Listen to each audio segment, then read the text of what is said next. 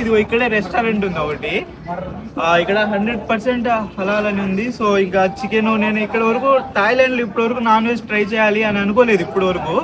But ఇక్కడ హలాల్ అనేసి ఉంది, బాగుంది అనేసి అన్నారు, బాగుంది అనేసి కూడా అన్నారు. సో అందుకనేసి ఇప్పుడు ఇక్కడికి వెళ్ళేసి ట్రై చేద్దాం అనుకుంటున్నాను. చూడండి ఇక్కడ మనము వంతెన పైన ఉన్నాము, ఇక్కడ ఒక నది పోతూ ఉంది, పక్కనే కూర్చొని ఫుడ్ తినాలి. సో వెళ్ళి ఫుడ్ తిందాము, అది ఎలా ఉంటుందో చూపిస్తాను చూడండి. చూసుకుంటే ఇక్కడ హలాల్ అని కూడా ఉంటుంది. 8 అవుతుంది ఇక్కడ. సో నేనేం తీసుకున్నాను, చికెన్ విత్ రైస్ తీసుకున్నాను.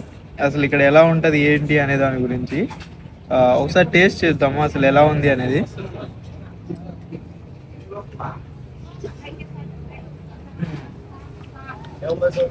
అంత మంచిగా ఉంది అని చెప్పను కానీ కొంచెం బాగుంది.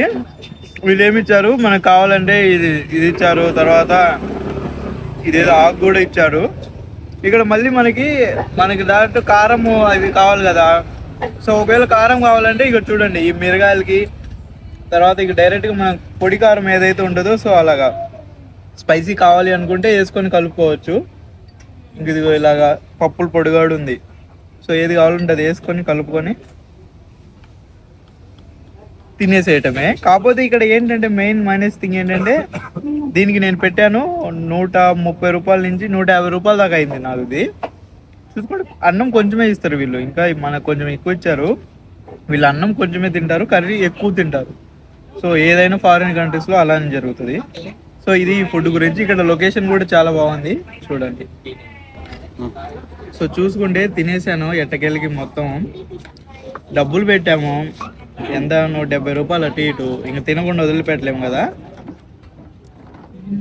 బాగుందా బాగాలేదా అనే దాని గురించి మాట్లాడుకుంటే ఇక్కడ చూసిన వాటిలో బెటర్, అన్నం కూడా కొంచెం మంచిగా ఉంది. తర్వాత చికెన్ కర్రీ కూడా కర్రీ లాగా ఏం లేదు, కొంచెం పచ్చడి నీళ్ళతో చికెన్తో తింటే ఎలా ఉంటుందో అలా ఉంది.